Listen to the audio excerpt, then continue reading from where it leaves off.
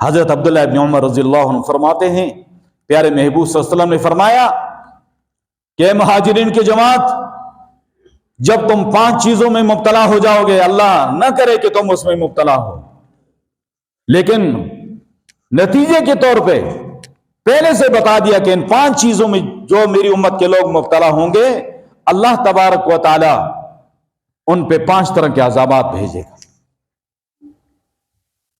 5 طرح کے عذاب ان پہ آئیں گے۔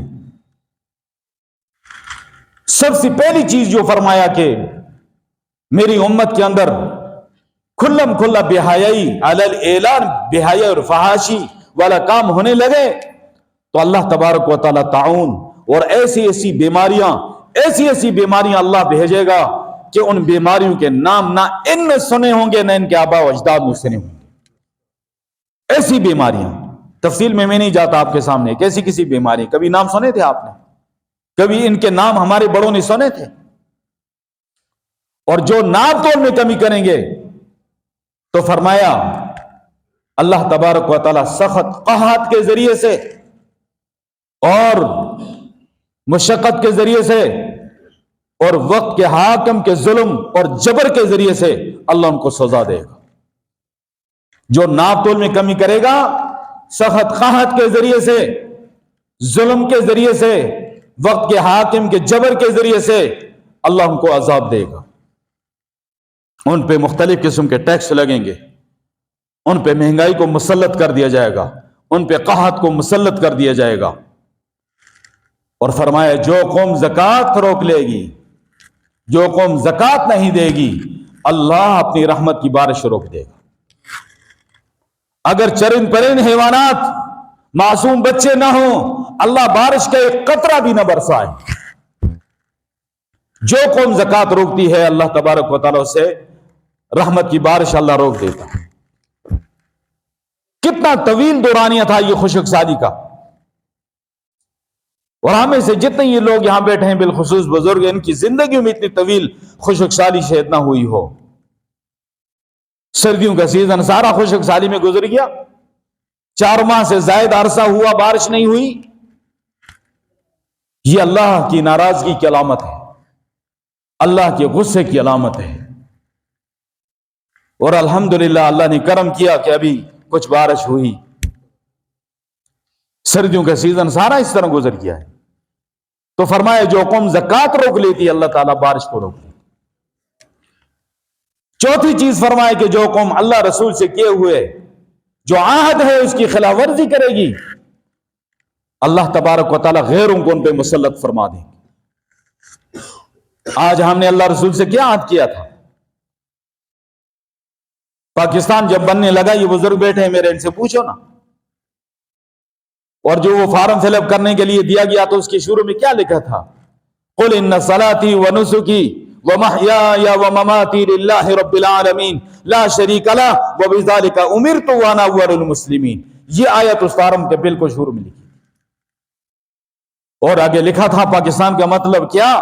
لا الہ الا اللہ محمد الرسول اللہ۔ جزاک اللہ، کلمہ پورا کیا کرو، کلمہ ادھورا پڑھا ہم نے، پاکستان کے بننے کے مقاصد ادھورے رہ گئے۔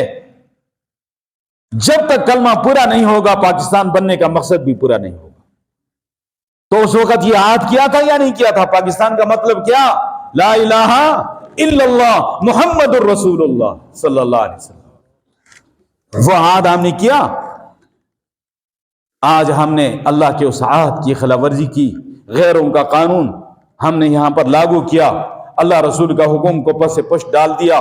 میں اس تفصیل میں نہیں جانا چاہتا کہ آج جو شرعی وفاقی شرعی عدالتیں ہیں وہاں پر کیا ہو رہا ہے، اور ان کی طرف کوئی جا ہی نہیں رہا، ان کو کوئی حیثیت ہی نہیں دے رہا، اور جو انگریز کا کالا قانون ہے اس طرف سارے بھاگتے جا رہے ہیں۔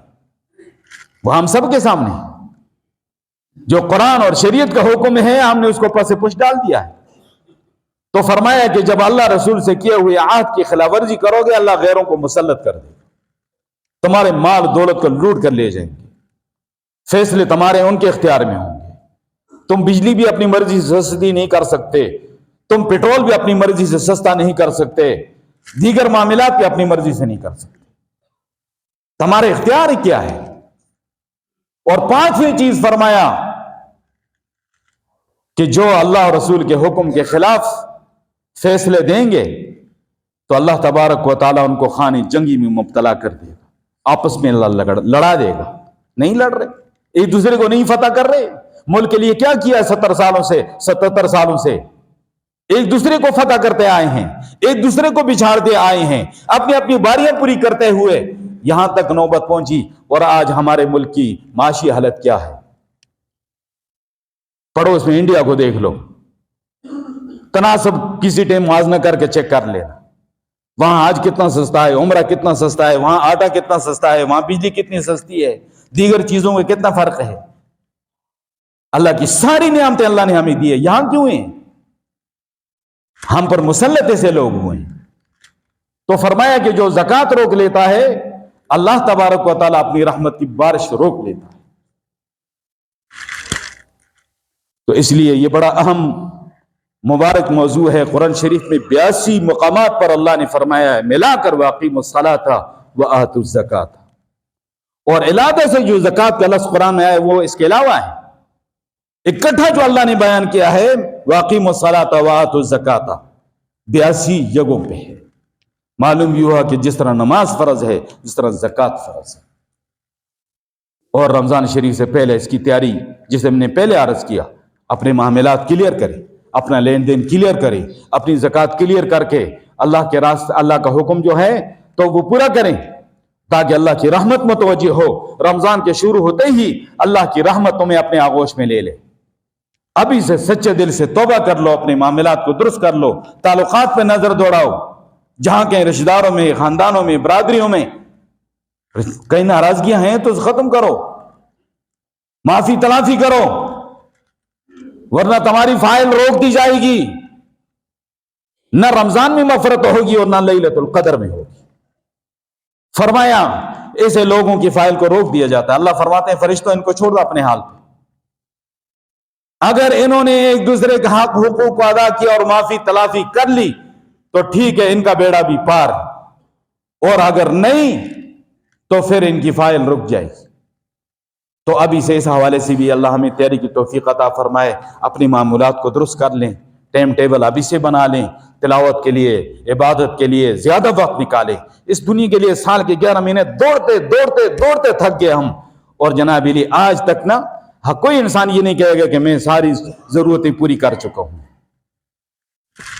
ہر ایک انسان جو ہے اسی طرح دوڑتے دنیا سے چلا جاتا ہے۔ یہ دنیا وہیں کی وہیں ہے، یہ حسرتیں وہیں کی وہیں ہیں، یہ ضرورتیں وہیں کی وہیں ہیں۔ کوئی انسان بتاؤ مجھے ایسا کہے کہ میری ساری ضرورتیں پوری ہو گئی ہیں، میری ساری خواہشیں پوری ہو گئی، میری ساری پریشانیاں دور ہو گئی ہیں۔ زمانہ بھی چھان مارا، دنیا بھی دیکھ والی، نہ کوئی خوش و خرم دیکھا، نہ کوئی غم سے خالی۔ اللہ ہمیں فکر آخرت نصیب فرمائے اور رمضان کا شان استقبال کرنے کی توفیق عطا فرمائے۔ وآخر دعوانا ان الحمدللہ۔